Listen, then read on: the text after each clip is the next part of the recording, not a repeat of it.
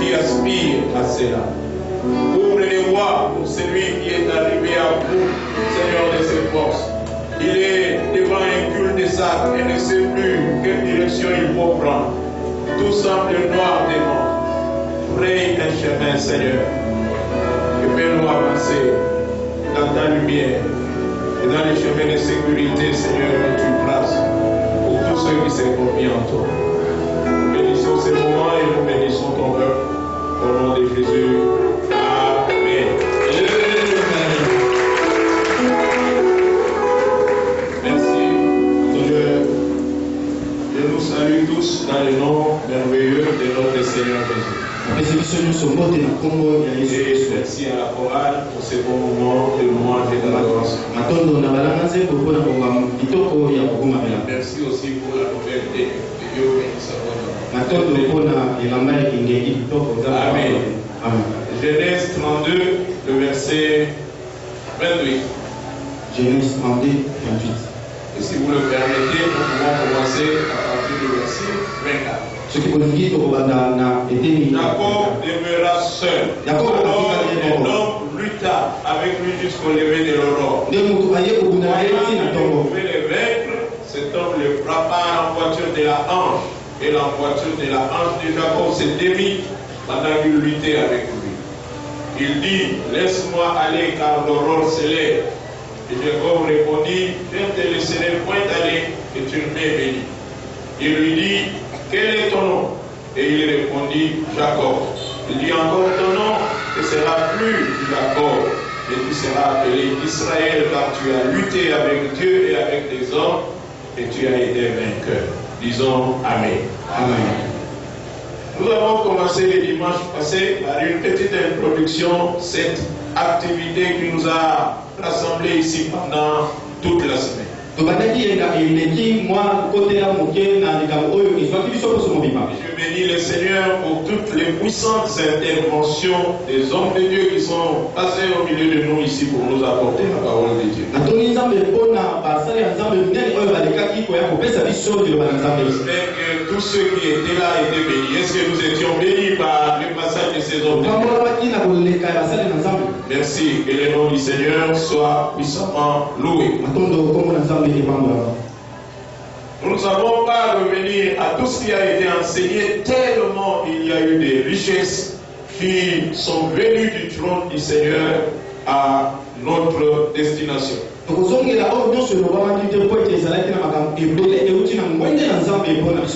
que nous pouvons retenir, c'est que dans la vie de tout homme, il y a des expériences qui sont cruciales. Des expériences qui peuvent prendre un homme d'un orbite pour pouvoir le placer dans un autre orbite où il vivra de nouvelles réalités qu'il n'avait jamais expérimentées avant.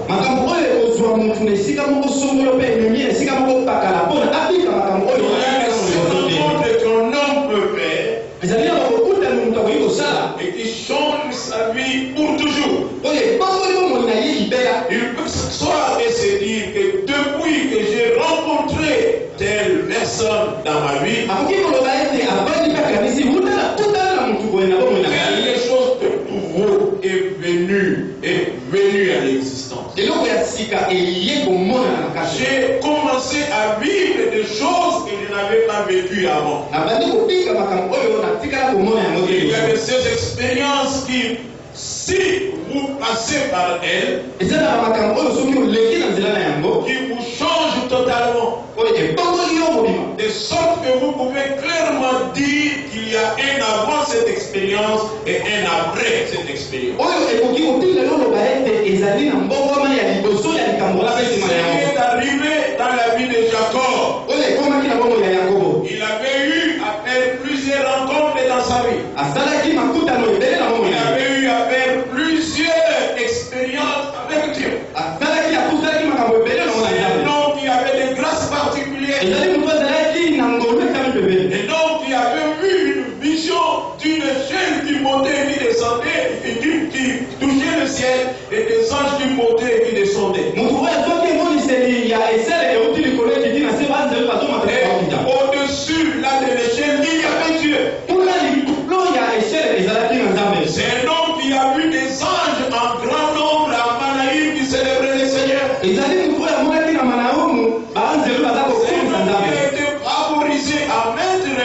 par Dieu. Toutes ces expériences étaient bonnes. Mais toutes ces expériences ne l'avaient pas changé profondément. Toutes ces expériences ne l'avaient pas marqué. Mais il y a eu une expérience qui a marqué sa vie et il l'a changé. L'expérience avec Dieu que nous relate Genèse 32. Jacob est en train de revenir vers sa cité, sa patrie, vers la terre promise. Et nous savons qu'il avait eu à voler le droit d'aînesse de son frère. Son nom s'était accompli. Toute sa vie, il a été usurpateur. Et quand il arrive devant cette petite rivière, derrière lui, il y avait de l'opposition.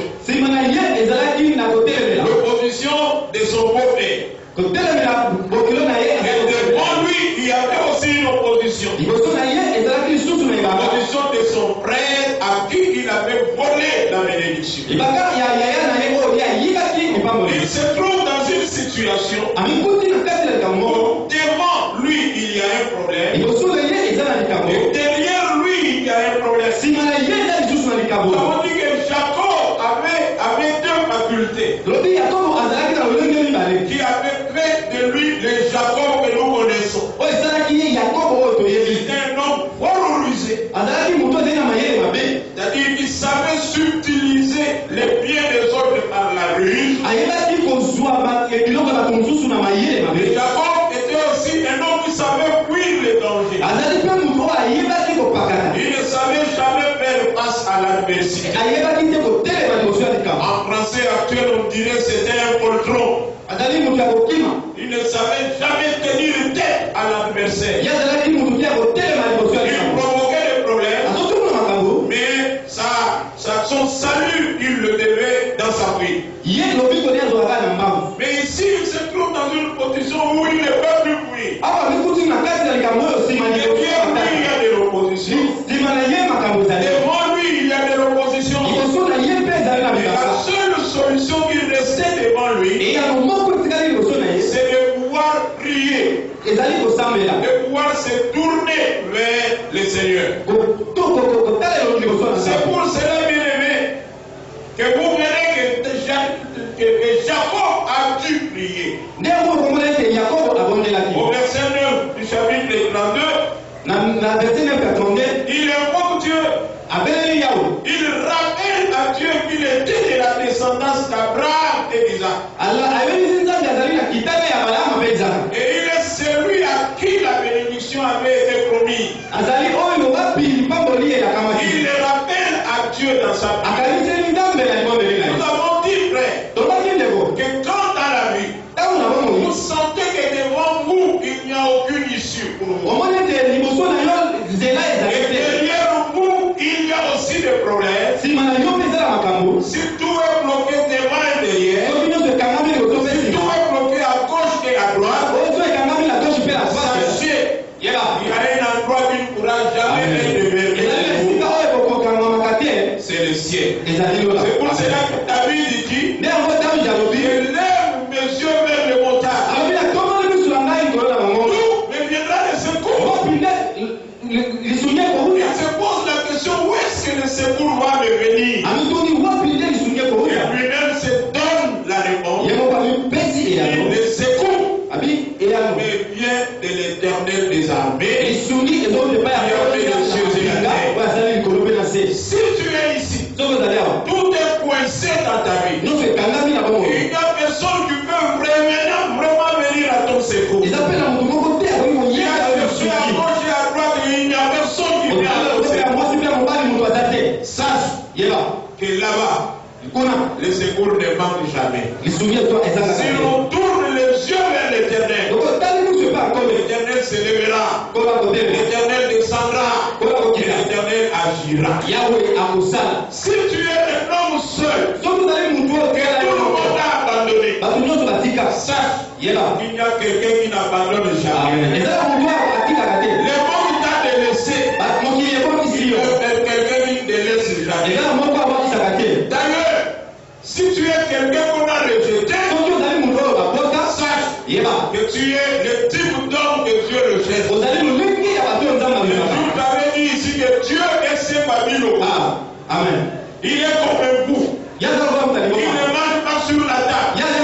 Et il cherche toujours ce qu'on a jeté dans la poubelle, ce qu'on a jeté dans la poussière. Et c'est ce là qu'il va chercher pour les prendre, les laver, les purifier et les présenter au monde. C'est pour ça que la Bible dit que du fumier, il ramasse le pot. Et la poussière, il va chercher l'émission pour les faire asseoir. Il a été rejeté, il y a quelqu'un qui te ramassera. Il y a quelqu'un qui te ramassera. Il y a quelqu'un qui te ramassera.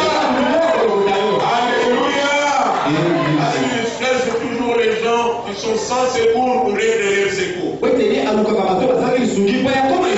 allé chercher Dieu. Il est allé chercher Dieu. Il a pris le temps de rester seul. Il avait fait traverser toute sa famille le cours. Lui est resté de l'autre côté. Il avait besoin de solitude. Il avait besoin de trouver du réconfort auprès de Dieu. Il était devant des équations sans solution pour lui, mais il savait qu'il y a quelqu'un qui pouvait lui donner la solution. Et il s'est mis à chercher Dieu. Quand il est resté seul, la Bible nous dit que Dieu s'est approché de lui. Dieu est venu vers lui sous la forme d'un homme et a commencé à lutter contre lui. La Bible ne dit pas qu'il s'est battu, mais il luttait. Quand on parle de la lutte, c'est un combat de corps à corps. Les gens sont enlacés l'un sur l'autre. On cherche à faire tomber l'autre. C'est ça la lutte. C'est une preuve de force. Vous attachez l'un l'autre. Vous cherchez à fatiguer l'autre dans les jetant à terre. C'est ce genre de combat. C'est ce genre de combat. Mais Jacob, en combattant contre cet homme, savait que cet homme n'était pas un homme ordinaire. Il savait que ça devait être Dieu qui était venu. Jacob avait besoin de la bénédiction. Mais pour que Dieu lui donne la bénédiction, il fallait qu'il passe par quelques étapes. La première étape, c'est là où nous avons lu ici au verset 27. Dieu lui pose la question. Quel est ton nom?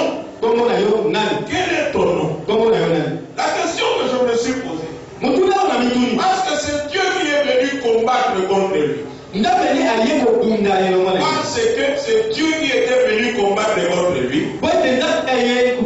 Est-ce que Dieu ne connaissait pas celui auprès de qui il est venu? Est-ce que Dieu ignorait comment s'appelait Jacob? La réponse est non. Parce qu'il est un Dieu omniscient. Il savait comment s'appelait l'homme auprès de qui il était venu pour lui. Pourquoi est-ce que Dieu lui pose encore cette question? Parce qu'il savait comment s'appelait cet homme. Il le savait. Mais pourquoi il lui pose cette question? C'est là la première chose que je dis dans le processus, dans les conditions qui ont amené Jacob à être béni. On nous a enseigné ici que dans le nom se cache notre identité. Dans le nom se cache notre personnalité. Dans le nom se cache l'avenir même de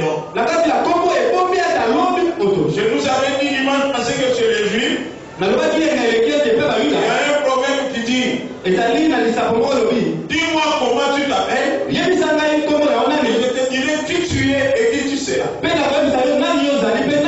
que dans les noms, c'est même l'avenir de l'homme.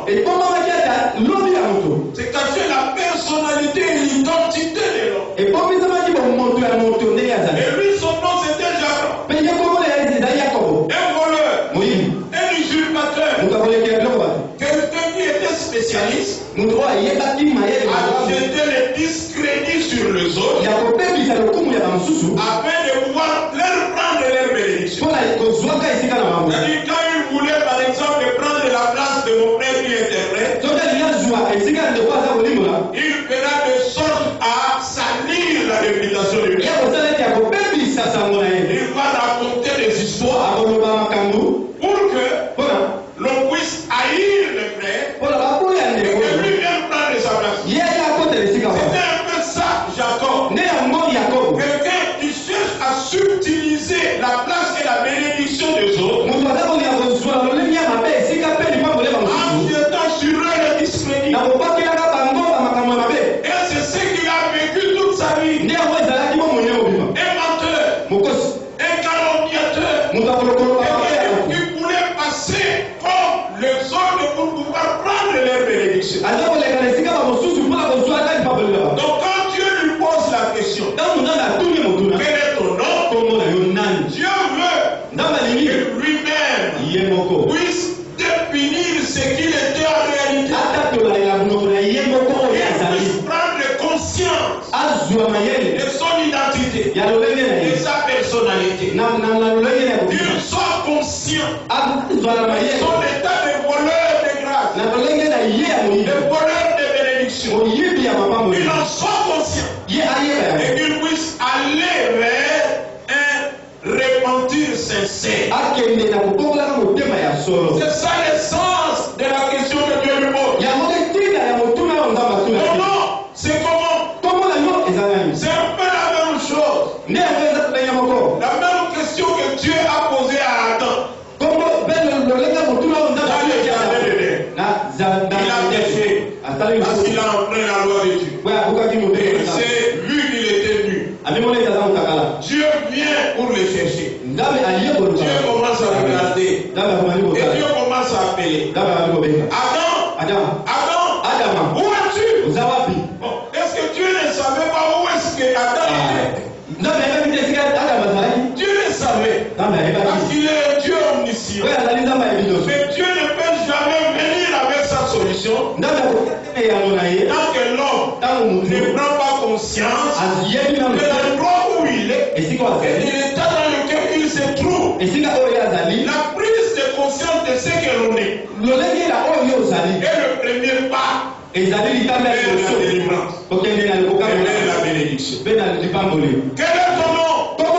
Et ce matin, Dieu nous pose aussi cette question. Nous sommes ici parce que nous voulons la grâce. Nous sommes ici parce que nous voulons la victoire. Nous sommes ici parce que nous voulons revêtir l'image d'Israël.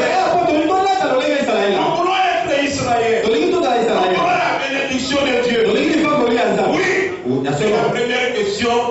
Quel est ton nom? Amen. Quelle est l'étiquette qui se colle à toi? Dieu te voit comment? Et toi-même tu te vois comment? Tant que tu ne prends pas conscience de l'état dans lequel tu es,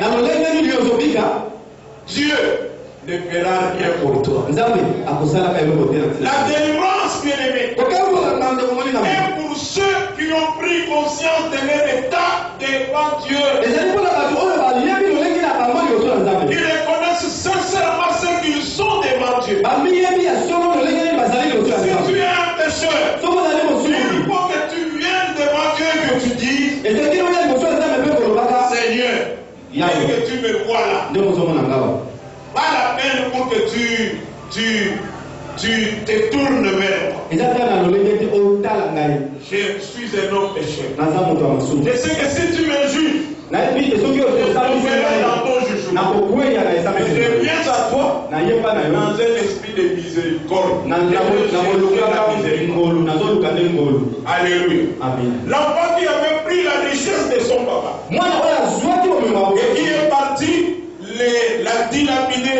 avec les prostituées. Quand il a pris la décision de revenir vers son père, la première parole, j'ai péché contre le ciel et j'ai péché contre toi. Tant que tu ne prends pas conscience de ton état de séparation avec Dieu, le pont qui doit te ramener vers Dieu ne sera pas tendu. Tant que tu ne reconnais pas comment est ta vie devant Dieu, frère, même si le monde peut ne pas connaître ce qu'est ton identité réelle, mais toi tu te connais. La bénédiction de Dieu est pour ceux qui reconnaissent leur vraie identité. Nous avons dit un jour ici que l'homme peut présenter 3 ou 4 identités en même temps. 3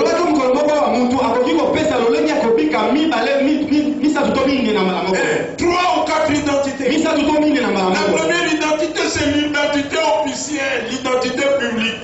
C'est l'image que nous donnons aux autres quand nous sommes en public. Nous sommes ici dans l'église, c'est tout le monde qui est propre. Même par exemple, les femmes qui sont un peu nonchalantes, tout ça, ici, elles sont propres. Même les impunis, les adultères dans la maison de Dieu, ils sont des saints. Ça, c'est l'identité publique. C'est que nous voulons que le monde voit de nous. Moi, je suis pasteur. Ici, je viens les ports de toujours en habit assez décent pour ne pas brasser les gens. Un sujet de chute pour beaucoup de gens. Ça, c'est une identité publique. Mais en dehors de cette identité, il y a une identité privée. C'est que tu es quand tu es chez toi. Ici en public, tu gardes la garde. Tu ne veux pas que l'on voie des mailles. Quand tu es chez vous, il y a une identité qui se manifeste. L'identité privée. Là, tu peux te mettre en short. Les gens qui peuvent venir là-bas, qui ne se sont pas annoncés avant, peuvent venir te trouver en culotte. Donc, ça c'est une identité privée. Chez moi, je me mets de temps en temps en culotte. Un frère a dit, quand tu viens chez le pasteur, fais attention, annonce-toi bien, parce que tu peux venir le trouver en...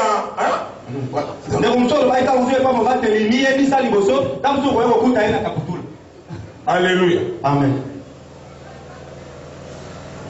L'identité privée, c'est ce que ta mère connaît de toi. Si tu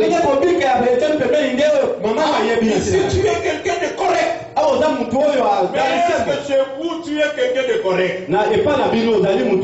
Peut-être que tu es celui, quand on met la nourriture pour tous les enfants, la grosse part c'est toi. Tu vas prendre les gros morceaux et tu laisses les petits morceaux comme ça pour 4 autres enfants. Mais toi tu es là, tu prends le gros, tu es seul. Ça c'est ton identité privée. Ça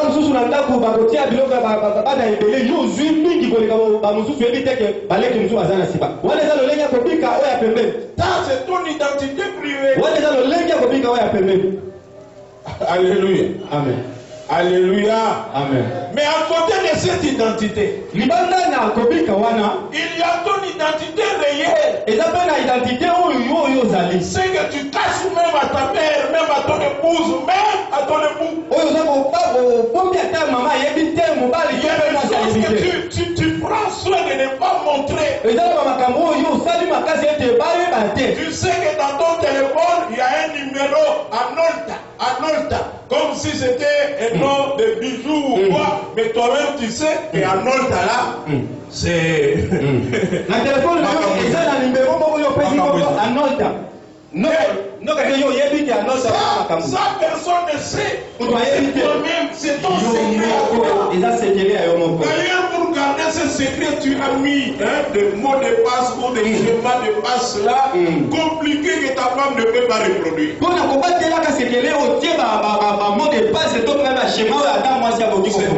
C'est comme ces majors qui avaient des bureaux à côté et puis dans son téléphone, il y a mon général. Quand on appelait, et tout ça, il s'est levé, mon général. Tu dis quoi, mon général? La femme croyait que c'est mon général qui a le jour où il était à la douche, le téléphone a sonné. La femme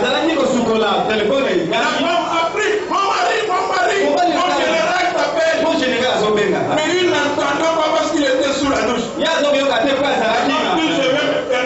De recevoir cet appel. Moi, c'est il a pris le téléphone. Oui, mon général. Et puis il entend la voix. Ya Jacob. Alors, nous sommes dans la commune de Moto. Moi, c'est donc, mon général, c'est une femme. Moi aussi. Alléluia. Secret gardé farouchement. Secret et pas mis à ma place. Ça, c'est l'identité réelle. Toi aussi, tu as une identité réelle.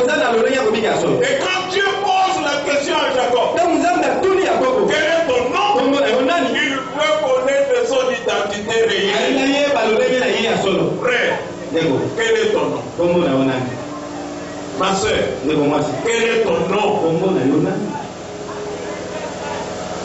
Quel est ton nom devant Dieu? Ça peut être voleur. Ça peut être usurpateur. Ça peut être corrompu. Là où tu travailles, tu ramènes toujours des histoires à la maison et des histoires qui sont pourries de la corruption. Frère, et tu es dans la maison de Dieu. Oh non, nous on sert Dieu. Mais là où tu enseignes, qu'est-ce que tu fais avec les enfants des autres? Est-ce que c'est eux qui t'ont engagé dans ce travail?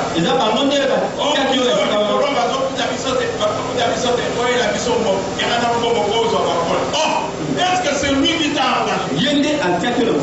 Fais ton travail correctement. Et Dieu pourra ouvrir pour toi d'autres portes. Il a donné de la valeur et de la dignité. Le problème de ce pays, frère, c'est des gens qui disent ce qu'ils ne sont pas en réalité. Ils veulent se faire passer pour ceux qu'ils ne sont pas. Les gens, c'est des hommes justes. Mais quand on entre dans leur vraie personnalité, des vrais mabouilleurs, il suffit qu'on annonce IG Mezoya Kuna IG Mezoya Batmabadi Bolek, même si on piqué ma crise pour la IG. Même s'il y a des critiques de tout genre, et comme il ne faut pas qu'ils s'en battent les biens publics. Est-ce qu'il y a quelqu'un qui croit? Bien public. Tous ceux qui ont géré commencent à trembler. Si l'IGM passe ici, je risque d'être démasqué. Oh, quelqu'un a dit, la crainte du policier est le début de la sagesse. Quand il n'y a pas de crainte du contrôleur, on fait n'importe quoi. Qui es-tu? Il faut commencer par prendre conscience de ce que tu es et montrer un vif désir de pouvoir changer. C'est ça, Jacob. Qui es-tu? Lui-même devait répondre. Quel est ton nom? Il devait répondre. Il a répondu. À sa réponse, il a avait pris conscience de ce qu'il était et de tout le mal qu'il avait fait autour. Parce que Dieu ne bénit pas Jacob. Dieu ne bénit pas Jacob. Dieu ne bénit pas les pécheurs. Si tu es dans le péché, sache que tu te tiens loin de la bénédiction de Dieu. La Bible dit que la main de Dieu n'est pas courte. Ses oreilles ne sont pas dures. Mais ce sont les péchés qui mettent une séparation entre nous et notre Dieu.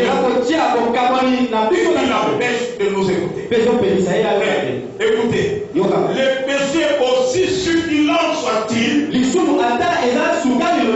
et porteurs de mort. Amen. Quelqu'un peut me dire amen. Aussi succulent que peut être les péchés. Il est porteur de la mort. Il vient avec la mort. Il vient avec la destruction.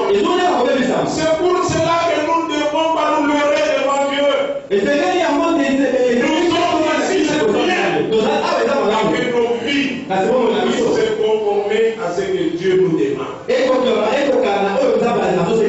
Et si nous vivons dans la justice, nous honorons Dieu. Et la Bible dit que Dieu honore toujours ceux qui l'honorent.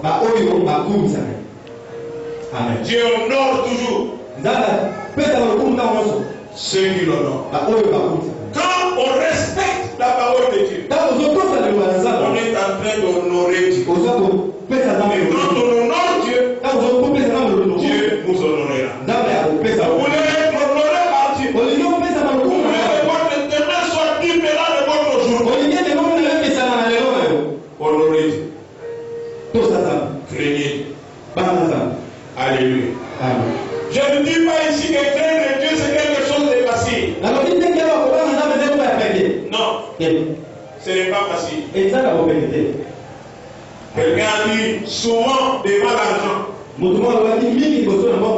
les hommes justes réfléchissent deux fois. C'est un combat. C'est une lutte. Dois-je prendre ou non? Dois-je accepter de me compromettre ou non? C'est toujours un combat. Et quand on se positionne du côté de Dieu, on remporte la victoire. Et on a la paix dans le cœur. Alléluia. Et on a la paix dans le cœur. Qui es-tu? Quel est ton nom? D'accord. Alors que je suis en train d'enseigner, il faut que toi-même tu te définisses devant Dieu. Quelle est ton identité? Et de là, la maison de Dieu, c'est bien. Mais ce n'est pas tout. Et les serviteurs de Dieu, c'est bien. Mais ce n'est pas tout. Ce n'est pas tout, frère. Ce n'est pas tout. C'est pour cela que le Seigneur dit que dans les derniers jours, beaucoup auront l'étiquette des serviteurs. Mais le Seigneur leur dira, éloignez-vous de moi. Vous qui commettez l'iniquité. Je ne vous ai jamais connu.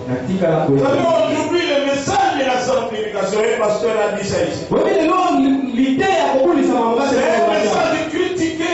Nous sommes au moment de la grâce. Comment est-ce qu'on peut vous enseigner des choses comme ça? Oui, frère. La grâce pour accéder au salut. Mais ensuite, faire des efforts pour manifester la vie de celui qui nous a sauvés. Amen. Tous ceux qui étaient sortis de l'esclavage de l'Égypte, tous ne sont pas entrés dans la terre promise. Tous ne sont pas entrés, frère, dans la terre promise. Ils étaient sortis par milliers. Et de tous ceux qui étaient sortis là, deux seulement sont entrés. Deux seulement. 2 5. Ils étaient sortis par milliers. On parle de plus de 600 000. Mais de ces 600 000 là, 2 seulement, Caleb et Josué, sont entrés dans la terre promise. C'est pour cela que nous devons faire attention près. Nous devons faire attention à la manière dont nous recevons la parole et à la manière dont nous vivons cette parole. Il dit que tant que cette promesse subsiste encore, craignons.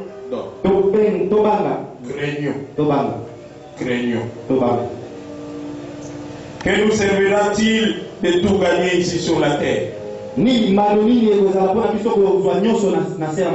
si nous devons tout perdre un jour? Tu veux la bénédiction? Comprends d'abord qui tu es. La vraie bénédiction de Dieu. D'abord le salut de ton âme. C'est que le jour où il va revenir, c'est ce que nous désirons près. Nous ne voulons pas travailler en vain. Nous ne voulons pas qu'au dernier jour, que toi tu puisses manquer de ceux qui seront autour de la terre. Nous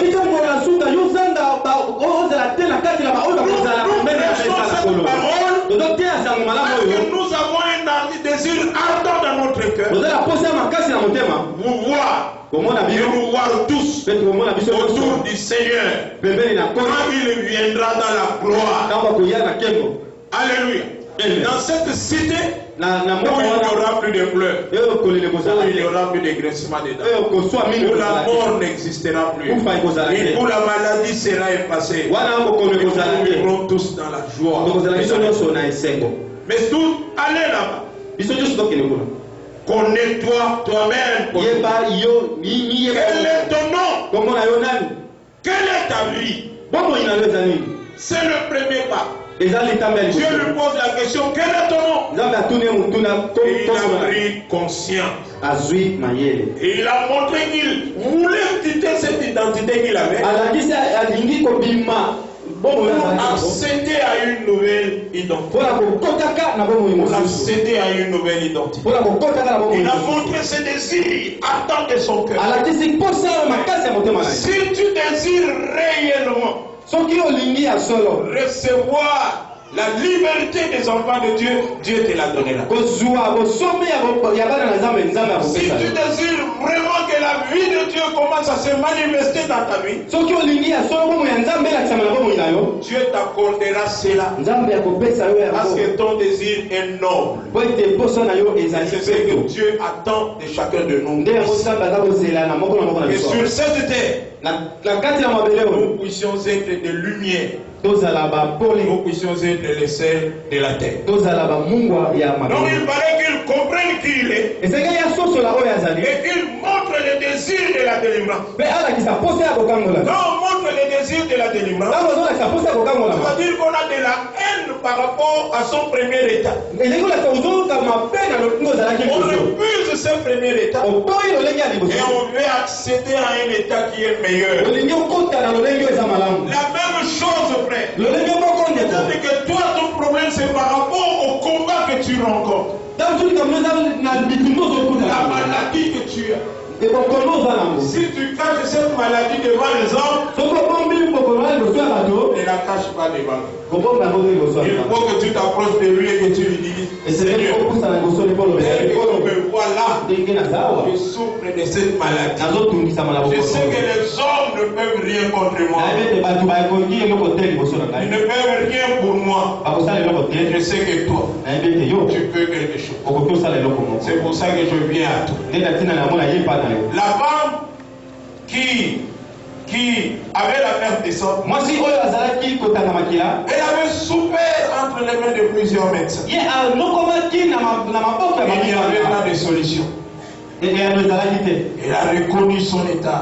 Elle s'est dit, si je peux vraiment toucher la robe du Seigneur du Seigneur. Tant que tu te complais dans cette situation malheureuse dans laquelle bien tué, la délivrance ne viendra pas. Tant que tu te sens à l'aise dans ce problème dans lequel tu es, la délivrance ne viendra pas. Tu es à l'aise avec la pauvreté, et la pauvreté ne te quittera pas. Tu as accepté cette maladie et tu es à l'aise avec elle. La maladie ne te quittera pas. Tu es dérangé par les sorciers, mais tu te sens à l'aise avec tu ne vivras jamais la délivrance. La délivrance, bien aimé, est le résultat de la prise de conscience de cette faiblesse, de cette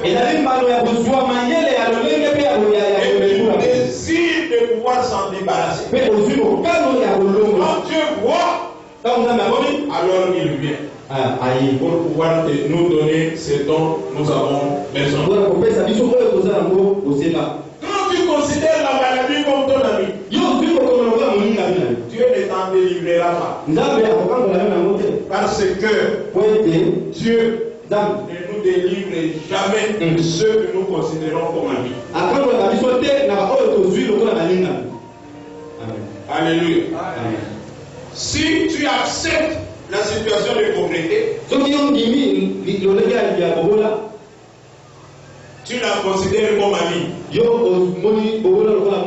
Et parce que tu la considères comme amie, Dieu ne nous délivre jamais de nos amis. Mais il nous délivre de nos ennemis. Si tu considères cette situation comme un ennemi, alors Dieu devra se mettre à côté de toi pour écraser cette maladie. Alléluia. Amen. Ce que tu acceptes ne te quittera pas. Et ce que tu refuses, Dieu fera de sorte que cela puisse te quitter. Ce soir, refuse la situation dans laquelle tu es. Frère, Jésus est venu aussi pour t'amener dans une vie acceptable. Dans 3 Jean 2, il dit, je veux que tu prospères et que tu sois comme prospère l'état de la référence, c'est ton âme qui doit être sauvé. Et après le salut de l'âme, Dieu veut s'occuper de ton corps. Dieu veut s'occuper de toute sa vie dans sa globalité. C'est pour ça que Jésus dit, recherchez premièrement le royaume et la justice de Dieu. Quand il dit premièrement, c'est-à-dire sur la liste. Il y a d'autres choses. Quand je dis à Dieu, tu m'as là, mais je veux être guéri de cette maladie. Je ne pêche pas. Alléluia. Amen. Je suis dans la volonté de Dieu. Je suis dans, premièrement, le royaume. Et il y a d'autres choses aussi. Je cherche premièrement le royaume. Je viens dans la maison de Dieu pour le royaume. Mais il y a d'autres choses. Si je ne les sais pas, je ne suis pas à l'aise. Alléluia. Amen. Alléluia. Amen. Je ne suis pas à l'aise. Yo, dimi qui bobola, mais on va nous jalouser bateau. On va nous jalouser. Moi, mon nigga a su diplôme. Moi, j'ai su diplôme. T'as ici a su diplôme. Diplôme ni nyangoa. Attends, ma papa, yémi otam. Donc voilà, nous avons commis ça, mais on a diplôme à mon nigga. Alléluia. Amen. Voilà, nous sommes voyagés. Comment ça se fait à ce là? Diplôme total. Attends, j'ai diplôme. Moussa les a en boko. Moussa les a en boko. Yo. Est-ce que ça va pas toi, et ça va pas toi, ça? Alléluia. Amen. Sœur Denise était avec nous ici. Azana na Guadeloupe. Assume ça. Assume ça. Comme ça, les alana mboko. Oh, Nelikunya. Oyoza na côté. Yo moi na Zambé Likunya te. Kanda te. Joua te. Donc, on ne va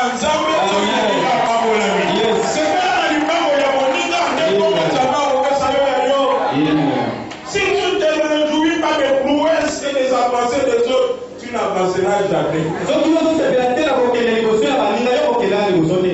Ndima kozalaka nsima ya mutu.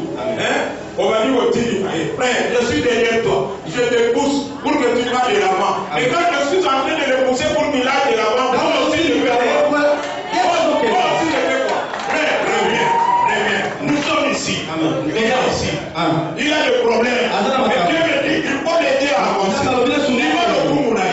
Encouragez-moi que les bosser. Quand je l'encourage, frère, c'est difficile, mais avance. Je suis en train de le pousser. Je suis en train de le pousser. Moi aussi je fais quoi? Quand il avance, moi aussi. Laisse les autres avancer, toi aussi tu avances. Les autres à bien chanter, toi aussi tu avanceras.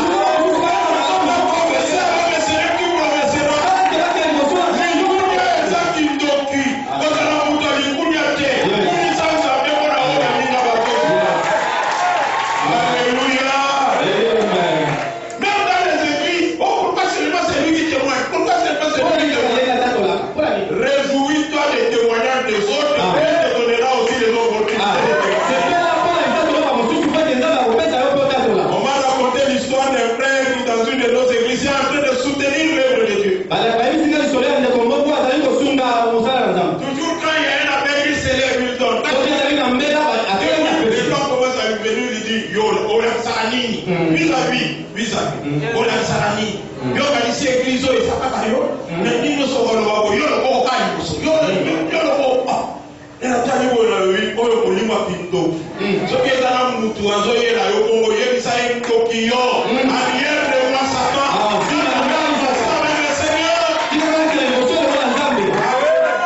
Amen. Alléluia. Amen. Reconnais et décide de ça. Si Dieu est notre Père, nous devons nous sentir à l'aise devant lui. Et c'est la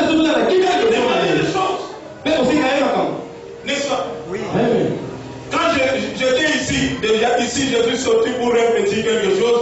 Mon fils cadet est venu me dire, papa, je veux que tu m'achètes des beignets. Moi, je lui ai dit, les beignets pendant le culte, non. On va voir peut-être un peu après. Moi, dans mon cas, hier, oui, papa, dans un ça, il y a Mikate. Mikate, c'est quoi? Il était à l'aise de venir demander ce nom pour moi.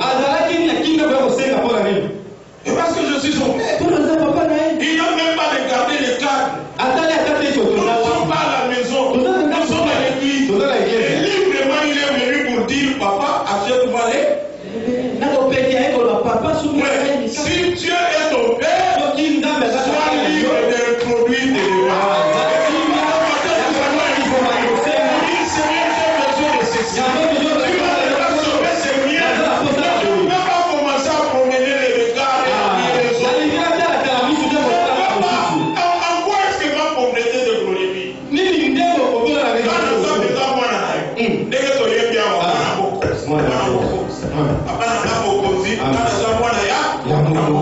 Mais en quoi est-ce qu'il faut la composition mikolo nyonso okendaka université makolo ozonga makolo oke makolo ozongi makolo obandi kokonda elongi mafuta ya elongi ebandi kosila elongi ebandi kosila langi nyonso. En quoi est-ce que ça glorifie Dieu?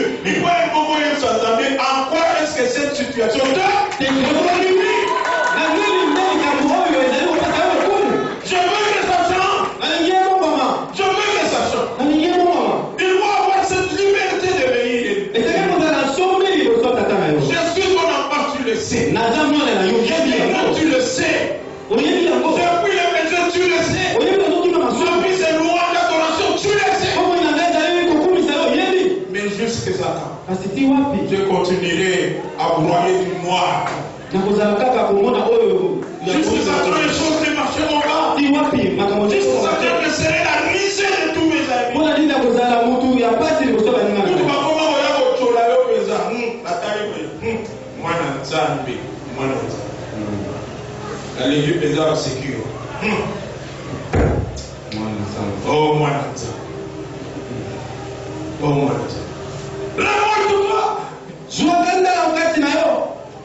Jacob avait assez de bruit, il a dit non, maintenant je ne puis plus, je veux déranger Dieu. Il a persévéré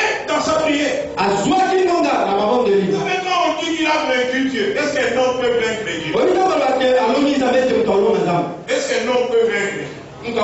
Est-ce qu'un homme a la force de lutter physiquement contre Dieu lui-même? Non. La formule ici, c'est qu'il a réussi à obtenir ce dont il voulait obtenir de Dieu. Dieu insiste pour lui donner, lui aussi dit je ne lâche pas. Il est comme cette femme, Péro, sirop, pénicienne, dont la main était malade. Elle est venue chez Jésus. Jésus m'a dit, il est lunatique. Moi, je suis Atikaki. Il y a Atikaki. À la vie de Jésus. Kolo, Yokela Mamawa, Bigisa Monanangai, Nkola Seline Tayokite. Cette femme, comme Jacob, a dit, je ne vais pas te lâcher. À quel Jésus? Nkolo, Kadisa Monananga, Kolo Seba Talia Lori, non. Ngaba Tindaki Ngai, O, na Bapato, Babunga Israël. Et ça m'a l'amouté, qu'on s'appelle l'eau et à Bana, au Pessa Monama, au Pessa Nabamo. Moi, sur la document de Wana récupéré. Alors, oui, Kolo, Atabana Wamboa, Aliaka Bamira, je sais que je ne suis pas digne de recevoir des choses de toi, mais même les miens, je sais, parce que je suis un chef. Alléluia. Et le Seigneur s'est arrêté. Israël, et le Seigneur lui a accordé ce qu'il a dit. Cette femme, comme Jacob, a vaincu Dieu. Alléluia. Amen. Parce que le Seigneur ne voulait pas. Mais elle s'est accrochée. Mais dans notre vie, parce que nous sommes de la race d'Israël, nous sommes aussi appelés à vaincre Dieu. En Israël, nous avons vaincu Dieu. Les Israël, c'est des gens qui ne lâchent pas. Des gens qui s'accrochent au Seigneur.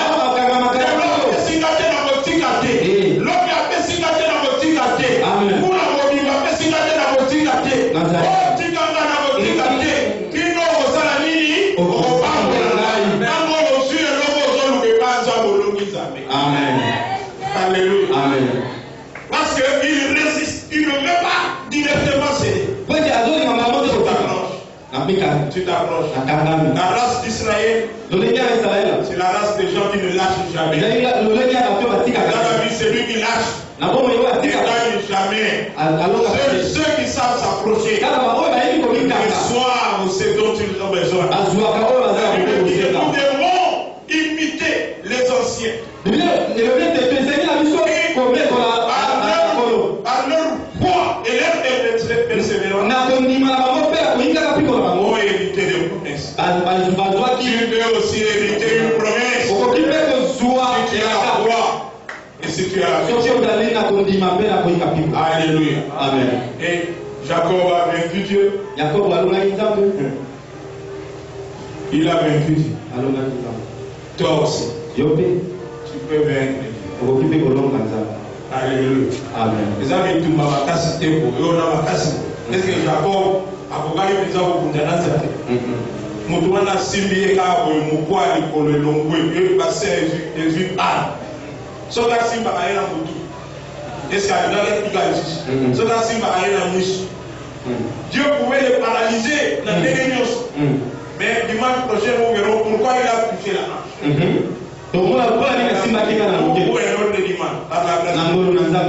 Amen. Amen. Pourquoi il a touché la hanche? Tu peux aussi vaincre. Nous allons nous lever pour la prière. Le mot de prière. Et Seigneur, aujourd'hui je prends l'engagement. Je ne vais pas te lâcher. Je suis ton enfant.